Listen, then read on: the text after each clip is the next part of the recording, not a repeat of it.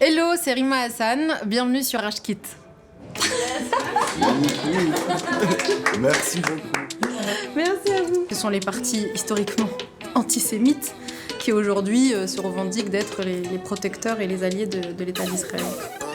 Moi, je ne crois pas à l'idée de frontière entre Israéliens et Palestiniens. De toute façon, elle n'existe plus. Vous avez des colons chez les Palestiniens et vous avez 20% de la population israélienne qui est d'origine palestinienne.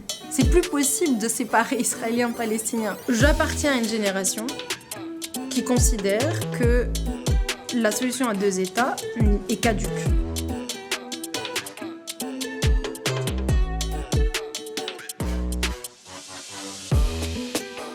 Dans le militantisme, on est obligé d'accepter qu'il y a une dimension de sacrifice et de risque.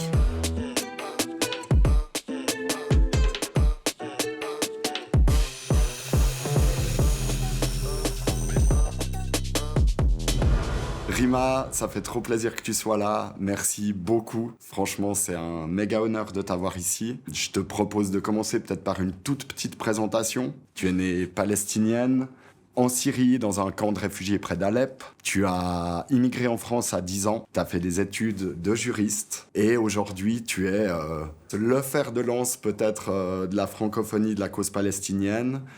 Tu es une militante tout-terrain de la rue au Parlement européen, aussi avec la France Insoumise. J'essaye. C'est vrai qu'il y a beaucoup de luttes à mener. Est-ce que tu as envie de compléter cette présentation ? Non, elle me paraît bien, mais je pense qu'au fil de la discussion, peut-être qu'on pourra revenir sur 2-3 aspects, effectivement, de mon parcours personnel qui a déterminé énormément de choix professionnels, entre guillemets, ou militants. Et juste pour compléter, peut-être le fait que les réfugiés palestiniens, donc moi je suis réfugiée palestinienne, on a vraiment cette double identité, voire même une non-identité, quoi, parfois, entre l'exil, enfin, il y a l'identité vraiment de réfugié, et le lien qu'on a avec le pays d'origine qu'est la Palestine. Et c'est vrai que c'est pas anodin parce que moi j'ai consacré quasiment 10 années, un peu moins, mais à la question de l'exil et des réfugiés. Donc j'ai d'abord travaillé pour l'OFPRA, l'Office français de protection des réfugiés et des apatrides, la Cour nationale du droit d'asile. J'ai monté l'Observatoire des camps de réfugiés, qui est une ONG qui documente les camps. Et ça c'était quand même 8 ans avant que je me décide vraiment à consacrer, à investir la cause palestinienne autant que je le fais maintenant, c'est-à-dire publiquement et avec un mandat politique, quoi.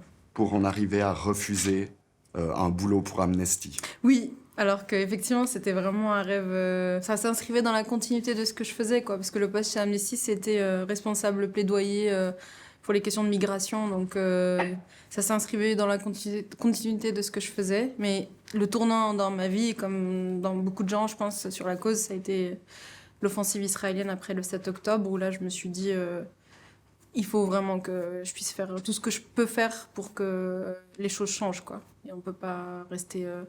Je me voyais pas être au bureau, faire du 8h, 18h, rentrer chez moi et me contenter juste de scroller ce qui se passe et me sentir aussi impuissante. Et c'est comme ça que l'idée d'investir un mandat politique, elle s'est imposée vraiment comme un impératif, quoi.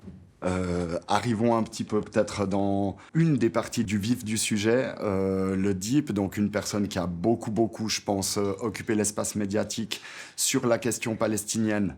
Pas que, mais on est là pour ça, c'est Donald Trump. Donc Donald Trump qui annonce à Washington avec Benjamin Netanyahou, donc, qui a son mandat d'arrêt de la Cour internationale collé sur le dos, mais qui arrive aux États-Unis, une visite où Trump parle du Moyen-Orient et donc de la Palestine comme de la Riviera, une possibilité de Riviera dans le Moyen-Orient, la déportation de la population pour un non-retour, selon ses dires. Partant de là, comment toi, peut-être avec une vision aussi du droit international, tu considères ces propos? Comment est-ce que Donald Trump peut les exprimer au calme, comme ça? Alors, il y a plusieurs choses. Il y a d'abord, je pense, une idéologie profondément suprémaciste, c'est-à-dire qui consiste quand même à dire à un peuple qui lutte pour son indépendance et son droit à l'autodétermination depuis, franchement, près de 100 ans même, parce que ça n'a pas commencé avec la création de l'État d'Israël, hein, on y reviendra peut-être, mais la résistance palestinienne, et d'ailleurs le kéfier que je porte, est devenu un symbole de la lutte et de la résistance palestinienne sous le mandat britannique, durant la grande révolte des Palestiniens dans les années 30. Et les historiens estiment que 10% de la population palestinienne a été chassée, emprisonnée ou tuée pendant le mandat britannique, qui était un mandat colonial. Donc ça paraît effectivement assez ahurissant de se dire qu'en une seule déclaration, on va projeter sur vraiment tout un peuple des projets par ailleurs purement capitalistes, néolibérales, qui tendent à exploiter une terre qui appartient par ailleurs aux Palestiniens, qui n'appartient pas aux Américains, qui n'appartient pas aux Israéliens. Oui, donc pour pouvoir le dire avec autant d'aisance, il faut vraiment être dans une logique suprémaciste. Donc Donald Trump s'inscrit là-dedans, c'est-à-dire on va décider de ce qu'on va faire d'une terre qui ne nous appartient pas, et on va expulser et faire ce qu'on veut d'ailleurs de la population qui y vit et qui revendique le droit à exister et survivre sur cette terre-là. Ensuite, il y a le fait que les États-Unis est un des plus grands alliés, et le plus grand allié de l'État d'Israël. Ce qui est assez fou, on y reviendra tout à l'heure, mais c'est aujourd'hui les plus grands alliés de l'État d'Israël qui mènent Israël droit dans le mur. On voit aujourd'hui que les plus grands alliés d'Israël, ce sont justement les partis d'extrême droite partout. Et on y reviendra aussi tout à l'heure, je pense, mais un universitaire israélien qui a très bien documenté la chose et qui parle justement d'un mariage contre nature, puisque ce sont les partis historiquement antisémites qui aujourd'hui se revendiquent d'être les protecteurs et les alliés de l'État d'Israël. Donc il y a déjà une logique donc suprémaciste, il y a une apologie qui est faite des crimes contre l'humanité, c'est-à-dire que là on parle vraiment d'une déportation, d'un nettoyage ethnique pensé quand même pour 2 millions de civils. Et il y a la maladie du capitalisme et du néolibéralisme, parce que ce qui est projeté sur cette terre, c'est d'abord une exploitation rentable, c'est-à-dire touristique, et c'est d'une certaine manière aussi détruire la terre, quoi. Et c'est en cela que la lutte palestinienne, c'est pas juste une lutte nationale, c'est une lutte anticapitaliste, anti-impérialiste, écologiste, féministe. Enfin, il faut aussi questionner le rapport qu'ont les Palestiniens à ces terres, à leurs traditions, et à ce qu'ils tentent de sauver comme modèle du monde en luttant pour leur droit à l'autodétermination. Et c'est aussi à ça qu'ils font résistance, à toute cette idéologie qui est portée par Trump, qui complète en fait le colonialisme israélien et le nettoyage ethnique israélien. Donc voilà, il y a plusieurs choses qui se confondent. Bon, après, honnêtement, c'est infaisable, hein, c'est irréaliste, c'est impossible de... Ça allait être une de mes questions. C'est impossible de déloger quand on sait quand même la résilience et la résistance des Palestiniens. On a vu que dès qu'il y a eu un cessez-le-feu, le premier réflexe des Palestiniens, c'était de remonter toute la bande de Gaza et pour aller simplement s'asseoir devant les ruines de leur propre maison. C'est-à-dire, il n'était pas question d'aller à des frontières pour dire on veut partir, on veut... Leur premier réflexe, ça a été de remonter, de poser une tente à côté des ruines de leur maison et de dire au monde on ne partira pas.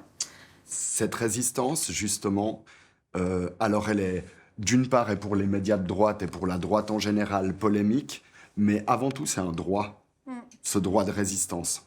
Et puis ça, je sais pas, toi, au niveau de tes connaissances du droit international, est-ce que tu peux un petit peu aussi debunk et expliquer ce droit-là ? En fait, on vit un moment où il n'y a pas de place pour la complexité intellectuelle et pour vraiment aussi la réflexion intellectuelle. Donc moi je me souviens des premières interviews qu'on m'a posées, c'est « oui ou non vous condamnez ». Oui ou non, vous défendez le Hamas. Mais en fait, c'est plus compliqué que ça. Et on n'est pas là pour dire qui on défend idéologiquement. On est là pour d'abord poser un certain nombre de constats, ensuite réfléchir collectivement à quelle part on peut tous jouer pour que les choses changent et évoluent. Donc, sur la question de la résistance, plusieurs résolutions des Nations Unies consacrent le droit à la résistance et à la lutte armée des peuples qui sont en situation de lutte pour l'autodétermination ou lutte contre une colonisation. Donc ça, ça a été le cas et ça a été consacré d'ailleurs historiquement pour tous les peuples qui ont lutté pour leur indépendance. Je veux dire, du temps du FLN en Algérie, c'était des terroristes. Il faut voir quand même toute la presse internationale et française où les membres du FLN étaient définis comme terroristes. Aujourd'hui, on se retrouve avec des podcasts France Culture qui nous expliquent ce que qu'était la résistance algérienne. Donc il y a une temporalité aussi qui fait que les choses sont plus ou moins difficiles à dire et à défendre. Donc pour les Palestiniens, c'est la même chose, c'est-à-dire qu'on est dans une temporalité où, vu effectivement des exactions, ou vu de la radicalité, ça reste une radicalité, hein, prendre les armes, c'est jamais anodin. Il y a une radicalité qu'on peut constater dans la société palestinienne, précisément parce que la voie diplomatique ne marche pas et qu'elle est en échec depuis les accords d'Oslo, c'est-à-dire que l'autorité palestinienne qui a été créée, et la condition pour que cette autorité palestinienne soit créée, c'est que les Palestiniens renoncent justement à la lutte armée. Ce qu'a fait Arafat avec l'OLP, on a créé l'autorité palestinienne. Depuis les accords d'Oslo jusqu'à aujourd'hui, c'est une catastrophe, c'est-à-dire que les territoires palestiniens ont été littéralement annexés. Il y a près d'1 million de colons dans les territoires palestiniens, et Israël a travaillé à la fragmentation territoriale dans un premier temps et ensuite travailler à la fragmentation politique du peuple palestinien pour s'assurer une finale qu'on n'ait pas un peuple palestinien qui soit en capacité de s'unir et donc in fine d'exister en tant que peuple souverain sur son territoire.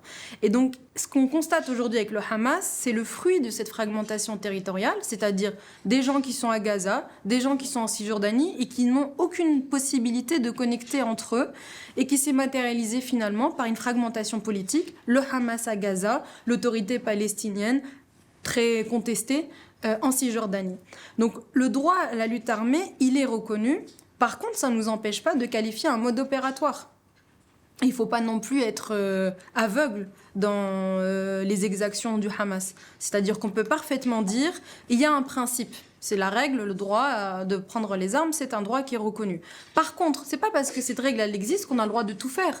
C'est pas parce qu'on vous dit vous avez le droit de résister avec les armes que vous avez le droit d'enlever des enfants, que vous avez le droit de violer des femmes, que vous avez le droit d'enlever des civils ou ou de tuer des civils de manière arbitraire comme ça. Il faut que ça que ça rentre dans le droit international. Par exemple, l'enlèvement, et encore une fois, c'est pas pour justifier ou encourager, mais l'enlèvement de soldats, ce n'est pas la même chose que l'enlèvement de civils, par exemple. Ça ne relève pas du tout des mêmes outils juridiques en droit international. Et donc, le Hamas a effectivement, dans son attaque du 7, eu un mode opératoire qui est terroriste, mais comme ça a été le cas de d'autres organisations, l'ANC en Afrique du Sud était classée terroriste, Mandela était sur une liste de terroristes. Enfin, je veux dire, tous ces mouvements ont à un moment ou à un autre franchi des lignes qui est aussi en réponse à une situation, quoi. Je veux dire, et encore une fois, dire ça, ce n'est pas justifié ou encouragé.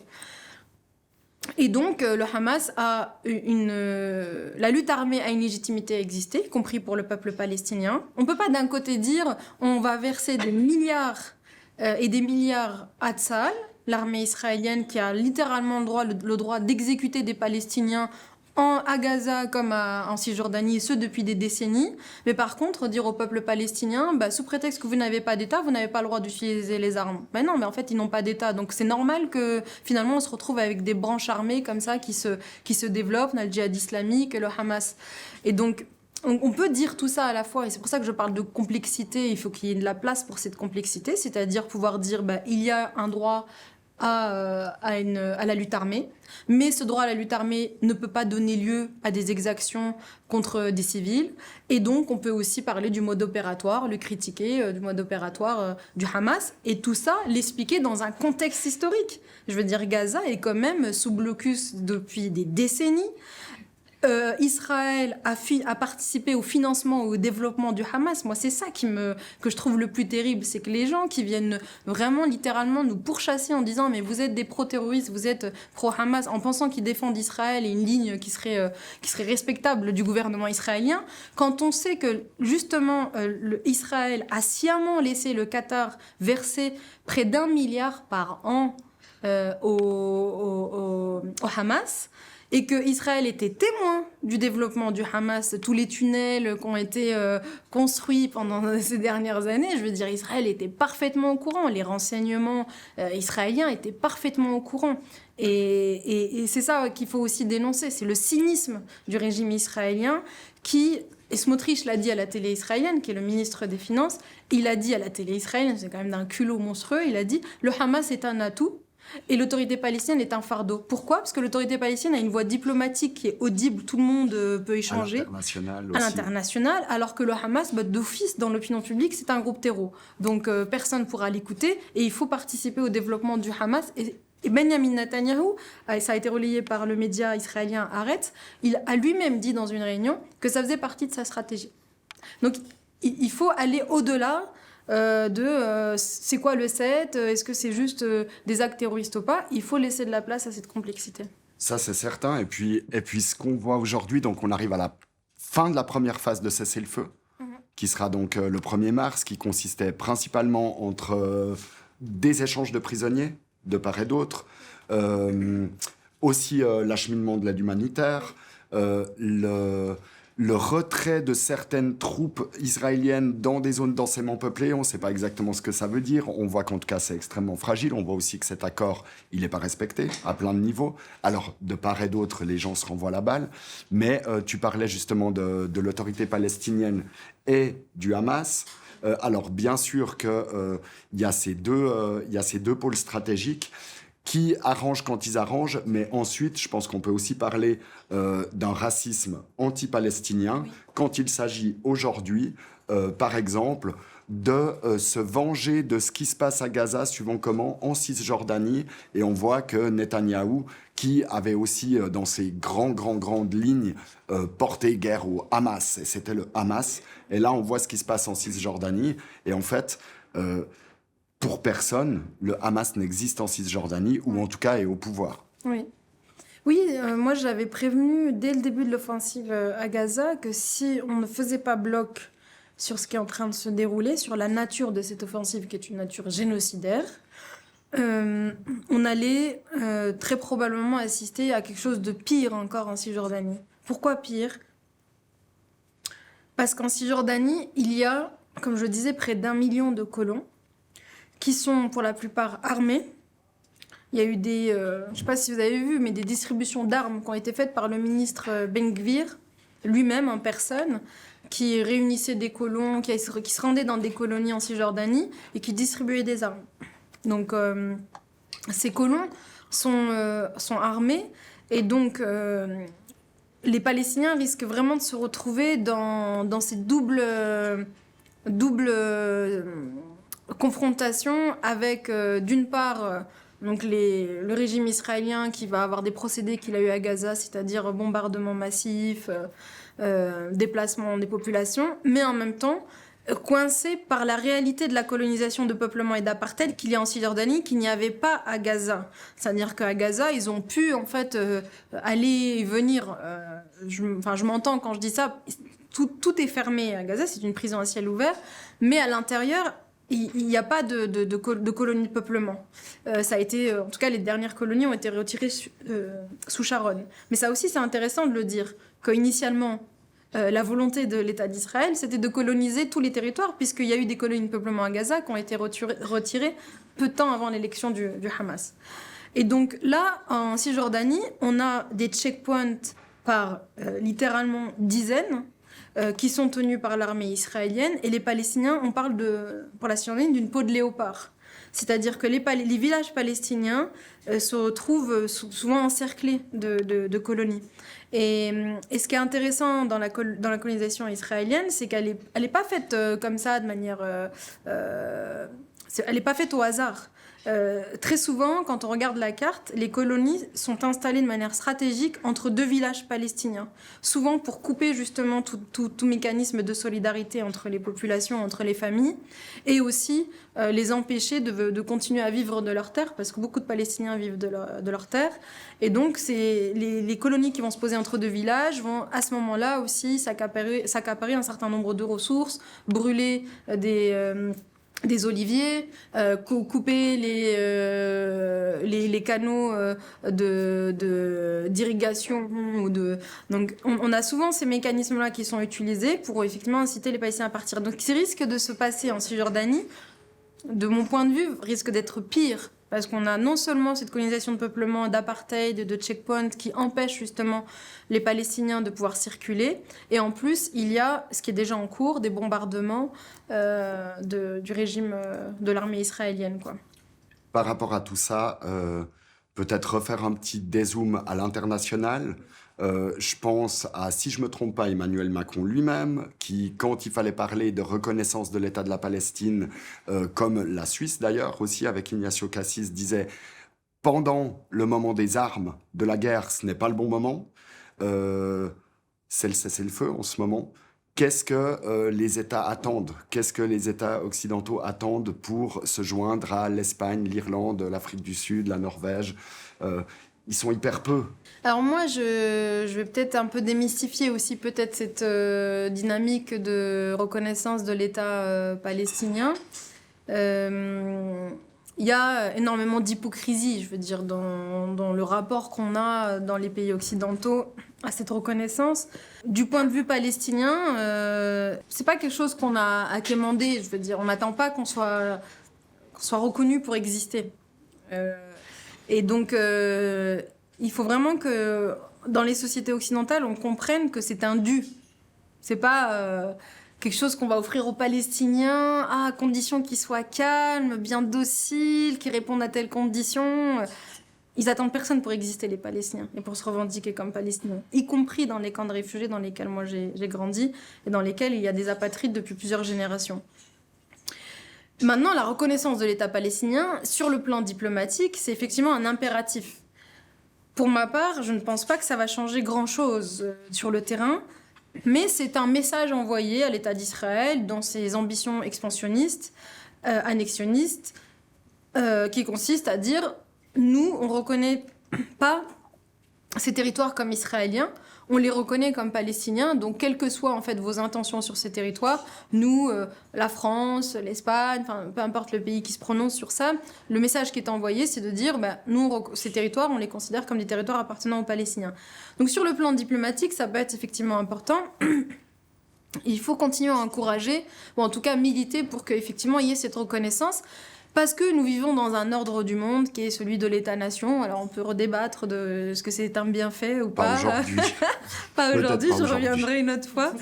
Mais nous vivons dans cet ordre du monde où effectivement les frontières sont délimitées, et les peuples sont définis à travers cet État-nation. Et les Palestiniens, ils ont droit à avoir cette reconnaissance comme tous les autres peuples. Mais je veux simplement dire, on y reviendra peut-être tout à l'heure, que pour moi, la reconnaissance de l'État palestinien, c'est une avancée diplomatique, mais ce n'est pas une victoire politique. La victoire politique, elle est ailleurs. Je ne sais pas si la question fait écho directement à ce que tu dis, mais j'entends en tout cas tous ces paliers, des paliers à différents endroits, des paliers diplomatiques. Ensuite, forcément qu'il y a l'autodétermination du peuple palestinien et c'est celle qui compte et on ne va pas prendre leur parole aujourd'hui, ni jamais. Par contre, tu es à la France insoumise, sauf erreur, demande de reconnaissance de 2 États. Est-ce que c'est un palier, Rima Hassan, un État binational? Et comment t'articules les deux et que veut dire l'un, que veut dire l'autre pour Alors, les 2 États, c'est-à-dire c'est la revendication traditionnelle qui existe depuis en fait la création de l'État d'Israël. Il y a un problème déjà historique avec cet état de fait. Premièrement, la création de l'État d'Israël a eu lieu au moment temps des colonies en fait. Je veux dire, 38 États qui ont voté la création de l'État d'Israël, c'est essentiellement des grandes puissances coloniales de l'époque. Le Sud global, pour beaucoup de pays, ils étaient encore colonisés à ce moment-là. Donc c'est pas la communauté internationale, c'est la communauté internationale de l'époque, qui est une communauté internationale coloniale, il faut dire ce qui est. Et le projet, de toute façon, sioniste, initialement, c'est aussi un projet colonial. On peut revenir aussi tout à l'heure sur ça, sur la dimension nationale et l'idéologie politique qu'il faut aussi distinguer dans le mouvement sioniste. Mais c'est les procédés utilisés, revendiqués dans le sionisme par ses propres fondateurs, Théodore Herzl et d'autres, c'est de dire bon, bah, les Palestiniens, enfin, la population locale, c'est une population barbare, il n'y aura pas de problème à les expulser ou en faire une... C'est très intéressant parce que la déclaration de Balfour, qui est la déclaration faite par les Britanniques au mouvement sioniste pour la promesse de la création d'un foyer national juif, donc un État juif, définit les Arabes comme une minorité à venir. Sauf que à l'époque, les communautés juives ne représentent que 6% de la population de la Palestine mandataire. Donc on voit bien que les Palestiniens sont complètement déshumanisés depuis le début dans tout le procédé de création de deux États. Ensuite, on arrive aux accords d'Oslo, où les Palestiniens renoncent à la lutte armée pour effectivement cet accord de paix. Les accords d'Oslo, donc je redis qu'encore une fois, la création de la logique de deux États, à aucun moment les Palestiniens sont consultés pour. Et c'est d'ailleurs la raison première de l'opposition entre les Palestiniens et les Israéliens. C'est-à-dire qu'à aucun moment on a consulté les Palestiniens sur comment est-ce qu'on pouvait créer un foyer national juif sur leur terre. Et les Palestiniens ont depuis 1948 une injustice qui n'a toujours pas été réparée et qui est à l'origine de tout, qui est la Nakba. Je suis une enfant de la Nakba, c'est l'expulsion massive des Palestiniens en 1948. 86% de la population dans la bande de Gaza, c'est des réfugiés de 1948. C'est des Palestiniens qu'on a expulsés des terres qui appartiennent aujourd'hui à Israël et qu'on n'a jamais indemnisés et qu'on n'a jamais eu de réparation, etc. Donc il y a une injustice profonde qui ne peut pas être résolue avec la solution des deux États, qui est celle de la Nakba. Il y a 6 millions de réfugiés palestiniens. Il faut qu'on se rende compte quand même de tous les gens qu'on a sacrifiés, quoi. Et donc, je ne vais pas faire trop long, mais donc la solution à deux États, on pourrait se dire à la limite, bon, bah, les Palestiniens ont fini par accepter cet accord de paix, donc voilà, très bien, Arafat a accepté, etc. Mais on est face à un État, Israël, qui n'accepte pas que les Palestiniens puissent avoir leur propre État. Et donc, s'en est suivi ce que vous savez, c'est-à-dire une politique de colonisation, d'annexion des territoires, un blocus à Gaza et l'absence du droit au retour pour les réfugiés palestiniens. J'appartiens à une génération qui considère que la solution à deux États est caduque. Mais à tout point de vue. C'est-à-dire qu'un État en droit international, il faut une continuité territoriale, il faut une population unie sur ce territoire, et il faut des autorités, gouvernements qui représentent cette population. La continuité territoriale, elle n'existe pas. Et c'est sciemment pensé par l'État d'Israël. Aujourd'hui, on a une fragmentation du peuple palestinien en 5 catégories juridiques différentes. C'est-à-dire que quand je dis fragmentation, c'est pas juste le fait que lui vit à Gaza et lui existe en Cisjordanie. C'est qu'ils n'ont même pas le même statut juridique auprès des autorités israéliennes. Ils n'ont même pas les mêmes droits, ils n'ont même pas les mêmes cartes, ils n'ont pas les mêmes libertés, etc. On a les Palestiniens qui vont à Gaza, les Palestiniens qui sont en Cisjordanie, les Palestiniens qui sont à Jérusalem, on a les Palestiniens qui sont en Israël, qu'on appelle les Arabes israéliens, qui représentent 20% de la population, mais qui sont quand même des citoyens de seconde zone. Il faut lire le rapport d'Amnesty sur l'apartheid. Et on a les Palestiniens réfugiés, qui vivent dans les pays limitrophes, dans les camps de réfugiés le plus souvent. Donc la continuité territoriale n'est pas garantie. L'unité, le fait qu'on puisse réunir le peuple palestinien sur un seul et même territoire, c'est pas possible. On a une fragmentation en 5 catégories différentes. Et l'autorité, on voit ce qu'il en est aujourd'hui, c'est une autorité qui est complètement en faillite. Donc j'en viens à la question d'un État.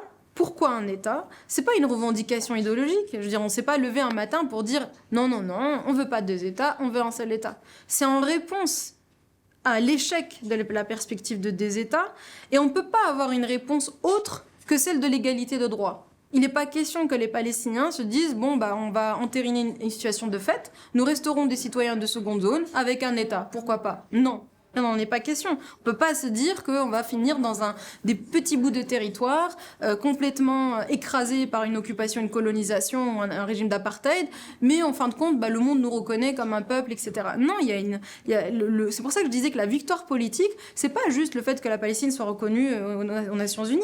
La victoire politique, c'est qu'un Israélien et un Palestinien ont les mêmes droits.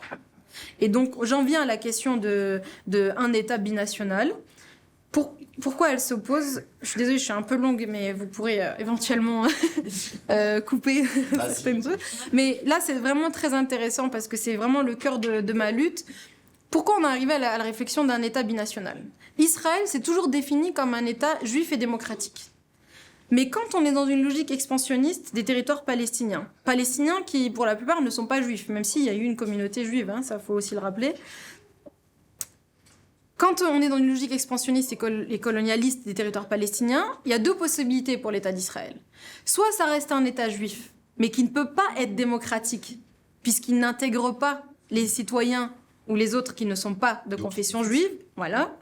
Soit ça devient un État démocratique, mais il ne peut plus être un État exclusivement juif. Et donc, nous sommes face à ce dilemme aujourd'hui. Et donc, s'il ne peut pas être démocratique, c'est quoi? C'est un État d'apartheid. Et depuis la promulgation de la loi État-nation, qui a littéralement mis la suprématie juive comme étant voilà, la ligne directrice de l'État d'Israël aujourd'hui, ben, on est dans un état de fait qui est celui de l'apartheid. Et donc, en réponse à ça, apartheid qui est documenté par les plus grandes ONG internationales, hein, c'est pas Rima Hassan qui le dit, quoi, et ce depuis des années. Donc, en réponse à ce nouveau paradigme qui est celui de l'apartheid, c'est quoi la victoire politique? C'est l'égalité de droit. La fin de l'apartheid, c'est l'égalité de droit. C'est pas d'expulser tel groupe ou tel groupe, mais c'est de dire tel groupe a le droit d'être reconnu et exister pour ce qu'il est, et tel groupe a le droit d'exister et d'être reconnu pour ce qu'il est. Par contre, à condition qu'il y ait cette égalité de droit. Moi, je ne crois pas à l'idée de frontière entre Israéliens et Palestiniens. De toute façon, elle n'existe plus. Vous avez des colons chez les Palestiniens, qui sont problématiques, qui sont armés, etc. Et vous avez 20% de la population israélienne qui est d'origine palestinienne. C'est plus possible de séparer Israéliens et Palestiniens. Donc la victoire, elle est pour moi dans cette égalité de droit et dans le fait qu'il y ait une reconnaissance nationale. C'est pour ça que je disais que la reconnaissance de l'État palestinien, ça peut être une étape. Parce que si, in fine, on arrive vers un État binational, il faut une reconnaissance de la Palestine de l'État d'Israël. Il faut une reconnaissance. Et les deux ont besoin d'une reconnaissance de leur identité nationale. Donc, mais je ne crois plus à l'idée de frontières. Donc, ça me met pas en contradiction avec la France insoumise. Moi, je suis pour la reconnaissance de l'État palestinien. Je dis simplement que ça ne peut pas se faire sur les frontières de 67. Je crois plutôt à l'objectif d'un État binational avec une liberté de circulation du Jourdain à la mer, un droit au retour pour les réfugiés palestiniens, et je crois que c'est ça qui sauvera aussi tout le monde. Je veux dire, on voit bien, là où il y a le moins d'attaques contre les Israéliens, c'est en Israël. Alors que c'est là où il y a le plus de Palestiniens, enfin, là où les Palestiniens et les Israéliens se croisent le plus, parce qu'encore une fois, c'est 20% de la population israélienne qui est d'origine palestinienne. Donc si les Palestiniens étaient par nature des terroristes, ou obsédés à l'idée de se lever tous les jours et de cibler le moindre Israélien qu'ils croisent, il y a longtemps qu'on aurait fait face à des dizaines et des dizaines de morts en Israël, quand on sait qu'une personne sur 5 est d'origine palestinienne. Mais ce qui a sauvé un peu cette coexistence, même si elle n'est pas parfaite encore une fois en Israël, les Palestiniens restent des citoyens de seconde zone, c'est précisément le fait que ton voisin, il est israélien ou palestinien, que C'est la cohabitation. Voilà, c'est le fait qu'à un moment donné, on se connaisse aussi dans notre intimité. Et c'est ça qui fait que les citoyens de part et d'autre arrivent quand même à faire bloc, même si, vraiment, je conclus sur ça, la société israélienne est une société coloniale. Elle est prise au piège aussi, hein. Mais on l'a vu, pendant l'offensive à Gaza, on avait une majorité, sur les sondages qui ont été effectués en Israël, on avait une majorité de la population israélienne qui était pour la poursuite de l'offensive, et une majorité qui était pour la destitution de Netanyahou. Donc on voit bien que le problème, c'est pas que Netanyahou. En France, on nous présente toujours ça comme étant « bon, le problème, c'est Netanyahou ». Non, Israël, on a en Israël une société coloniale. Et ça ne va pas se résoudre juste parce qu'on change de dirigeant. Les Palestiniens, ils sont victimes de la colonisation depuis 75 ans. Hein. C'est pas avec que des depuis que forces de gauche, Netanyahou. d'ailleurs. Oui, tout à fait. Donc c'est ça aussi qu'il faut combattre, quoi, comme dans le militantisme qu'est le nôtre. Je fais une petite aparté par rapport à un truc qu'on a entendu. Les médias mainstream, ce serait stop pendant un moment. Et là, quelque part, ce serait la preuve par les actes. Tu viens dans le plus petit média du monde. Pour moi, il y a une urgence aujourd'hui à aller davantage dans les médias indépendants, citoyens, Précisément parce que quand on regarde le mapping et les gens qui détiennent les médias traditionnels, disons, bah on voit qu'ils sont entre les mains de quelques milliardaires, que derrière il y a très souvent un agenda politique, que par ailleurs ce sont beaucoup de médias qui ont participé à la déshumanisation des Palestiniens. Moi, pendant des mois et des mois, j'avais dit notamment à BFM, la condition pour que je vienne chez vous, c'est que vous montriez vraiment ce qui se passe à Gaza. Et j'ai fait quelques exceptions pour l'interview pendant la campagne avec Duhamel et récemment mon passage où j'ai été censurée de toute façon parce qu'on voit bien que je peux pas dire ce que j'ai envie de dire.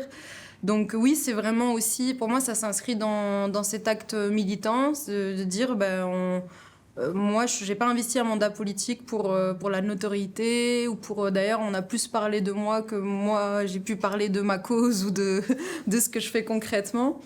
Et c'est important pour moi, du coup, d'aller au bout de cet acte militant et donc d'aller dans des médias citoyens, surtout pour moi, enfin, de me dire que je réponds à des gens qui, sincèrement, se posent des questions.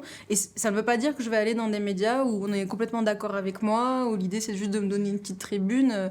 Non, c'est pas du tout ça. L'idée, tout comme quand je vais dans des conférences, je suis pas là juste pour être applaudie ou saluée. C'est aussi un moment vraiment d'échange où on peut débattre. Et donc c'est plutôt la dimension voilà, de médias plus citoyens, disons, qui sont faits par des personnes qui mettent du sens à ce qu'ils veulent dire, à ce qu'ils veulent diffuser comme parole, comme message. Donc voilà. Ben, je comprends trop. Oui, l'échiquier médiatique est détenu par la droite, voire l'extrême droite pour une grande partie en France. Ce désinvestissement, il y a un petit peu deux écoles, c'est de ne pas laisser non plus les médias complètement à la droite. Et puis ça, je sais pas, entre toi, le bien que ça te fait aussi, de pouvoir peut-être parler, comme tu disais, plus à des petits médias, et ce désinvestissement, quelle est la part du gâteau un Moi, peu je vais être honnête, c'est vrai que ce débat, il se tient beaucoup, notamment par exemple pour des chaînes comme CNews, où on se dit, mais en fait, si on n'y va pas, effectivement, il n'y a pas de contradictoire et on ne peut pas démonter un peu les arguments de l'extrême droite sur leur propre plateau. Mais j'avoue que moi, ce qui me permet de boycotter un peu ces médias, c'est précisément parce que j'aime aussi mes propres réseaux et mes propres tribunes. Donc quand j'ai un truc à dire, je le dis et voilà, j'ai pas besoin. Parfois, il y a plus de relais sur un post que je peux faire sur mon compte Instagram ou Twitter que sur une interview qui va être accordée par une grande chaîne. Donc c'est aussi entre guillemets le privilège que j'ai. Mais je peux comprendre que pour un homme ou une femme politique qui est moins suivi, on va dire, dans ses propres réseaux, de se dire, bon, en fait, je vais aussi aller investir ce terrain de jeu de débat politique et aller démonter les arguments de la droite, de l'extrême droite, chez eux, quoi. Donc sur leur plateau, avec leurs chroniqueurs, avec leur... Donc je comprends, je blâme pas les gens, je veux dire, qui vont encore sur ces médias. Moi, j'avoue que j'utilise plutôt mes réseaux sociaux comme quand j'ai un truc à dire. J'ai plus trop envie de faire le jeu des journalistes, quoi. Je Ouais. comprends. On arrive un petit peu au bout de notre timing. Peut-être des questions qui se recentrent un tout petit peu plus sur toi. Tu es au Parlement européen, Oui. tu côtoies passablement de monde là-bas. Je pense pas que c'est une oasis de plaisir, ça doit être compliqué. Comment toi, Rima, tu tiens aussi à travers les choses médiatiques, à travers les menaces et à travers tout ça, comment tu continues le combat et puis qu'est-ce qui te fait... quelles sont tes petites bulles d'air, quelque part? Ça les rigoler. En plus, je le dis à chaque interview, donc à chaque fois, ça fait rire. Mais Il peut pas y avoir que le hammam. Ils sont au courant. Il peut pas y Les avoir que le minces, ils sont au hammam. courant. Bon, il y a les bols de frites. Bon, Les petites assiettes de frites. Non, mais honnêtement, moi, ouais, j'ai des petits plaisirs comme ça qui, des fois, me permettent un peu de couper. Mais en fait, j'ai une vie normale, quoi. J'ai pas quelque chose de particulier. Je pense qu'il y a vraiment aussi le vécu, le fait que ça en est trop, en fait, de sacrifices pour ce peuple. Comment, ensuite, sur le mandat politique en lui-même, c'est clairement une conjoncture qui est difficile parce que on a eu en France vous avez vu les élections européennes où c'est le Rassemblement national qui est arrivé en tête, mais en fait, c'est une tendance vraiment européenne. La montée du populisme, c'est quelque chose qu'on observe voilà, partout, quoi. Donc dans cette conjoncture-là, c'est sûr que c'est très difficile de défendre une lutte décoloniale, anti-impérialiste, anticapitaliste. Mais je me sens du bon côté de l'histoire. Je crois On que te sent aussi. moi, je crois que c'est ça aussi qui me tient, c'est que j'ai l'impression d'œuvrer pour quelque chose qui est bon et qui est bien. Enfin, après, voilà, je ne suis pas parfaite. J'ai aussi ma subjectivité d'être humain. J'ai aussi mon parcours. Donc, j'essaie aussi de rester autocritique, de rester à l'écoute aussi de la critique. Je suis pas enfermée juste dans cette bulle, quoi. Je veux dire, militante, avec un avis qui est fermé, ou voilà. Mais ce combat, il est... je veux aussi dire, parce que souvent dans le militantisme, on s'en rend pas forcément compte, mais pour moi, dans le militantisme, on est obligé d'accepter qu'il y a une dimension de sacrifice et de risque. Moi, voilà, je sais pas à quel point je suis grille, entre guillemets, parce que je me dis, bon, qu'est-ce que je vais faire après un mandat politique, j'étais dans le milieu plutôt ONG, très institutionnel, etc. Bon, je sais que, par exemple, ça, c'est des portes que je pourrais pas réouvrir après, mais je me pose pas trop la question. Je pense on a tous une part dans les choses... Dans les choses, les luttes dont nous sommes témoins. Il n'y a pas que la cause palestinienne. Moi, je consacre beaucoup d'énergie parce que simplement je suis humaine et que je ne peux pas non plus porter toutes les causes en même temps. Même si, encore une fois, pour moi, il y a plein de liens entre la cause palestinienne et d'autres causes que j'embrasse. Mais il faut accepter aussi cette dimension de sacrifice, c'est-à-dire que les menaces, pour moi, ça fait partie de ça. Le fait d'être surexposé ou appréhendé aussi en France sur la scène médiatique avec beaucoup de racisme. Voilà, pour moi, ça fait partie aussi de la lutte, quoi. Ça peut pas être tout confort, en fait. On peut pas...